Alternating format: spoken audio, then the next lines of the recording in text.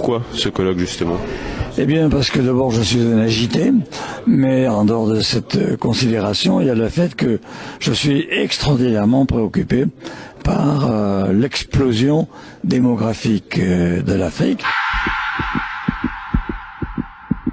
Et avec toute la sympathie que je porte aux Africains, je crains que ça ne se traduise par un débordement humain, c'est-à-dire des courants migratoires écrasants et qui vont, je serai brutal, tuer la civilisation européenne. Parce que avoir 2 ou 3% d'Africains en Europe, c'est parfait.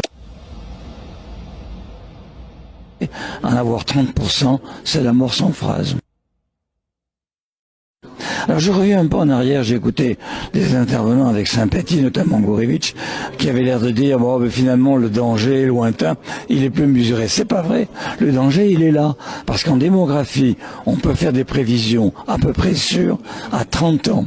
Mais nous sommes en 2015, 30 plus 2015, c'est 2045. Donc c'est demain en réalité. Le problème il n'est pas dans 3000 ans, il est dans 3-4 décennies. Et c'est la raison pour laquelle il faut réagir maintenant. D'ailleurs, ce que je propose, ce n'est pas de larguer des bombes atomiques sur l'Afrique. Ce que je propose, c'est un plan Marshall massif. C'est un plan Marshall massif. C'est un plan Marshall massif pour le développement de l'Afrique. Un plan conditionnel, mais quand même qui soit contrôlé, comme d'ailleurs le fait le Fonds monétaire international. Et deuxièmement, un programme massif visant à la libération de la femme africaine, visant à la libération de la femme africaine, visant à la libération de la femme africaine. La condition féminine en Afrique, qu'on le veuille ou non, est abominable. Elle l'est encore abominable. Or, c'est la femme africaine qui détient la clé de l'avenir du continent.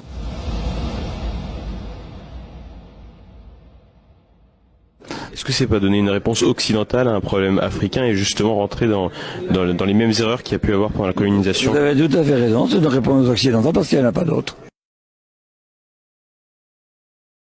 C'est un problème africain parce que c'est pas le nôtre. Nous, c'est l'inverse. Nos femmes n'ont pas assez d'enfants et on leur reproche suffisamment, avec suffisamment de force.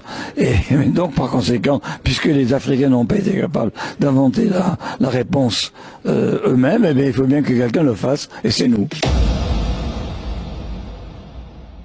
Vous évoquiez la souveraineté et vous expliquez qu'il serait important que les Africains apprennent à faire respecter leurs règles. À votre avis, cet arrimage du franc CFA à l'euro via la Banque de France, c'est un drame. C'est un drame pour l'économie africaine. C'est un drame. Déjà, c'est un drame pour nous. Donc, je pense que c'est aujourd'hui un des inconvénients majeurs, hein, parce que évidemment, ça soumet l'économie africaine à une asphyxie. Au même titre d'ailleurs que l'économie française, mais en pire, peut-être en encore pire. Certainement. Bien sûr, en encore pire.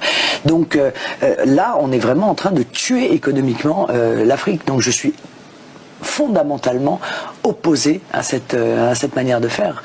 Et je combats cela parce que c'est impossible de s'en sortir avec une monnaie telle que celle-là. C'est impossible. Vous convenez donc que les États africains n'ont pas forcément les coups des franches pour pouvoir décider de ce qui doit être respecté dans leur pays. Là, c'est ça là, que vous oui, mais bien sûr, mais vous savez, moi, quand je défends l'indépendance monétaire de mon pays, je défends l'indépendance monétaire de tous les pays.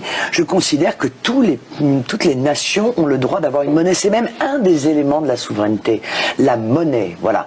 Et donc, je suis cohérente. Je veux dire, je considère pas que des pays ont des droits et que d'autres n'auraient pas les mêmes. Tous les droits que je réclame pour mon peuple et pour mon pays, je le réclame pour tous les peuples et tous les pays du monde.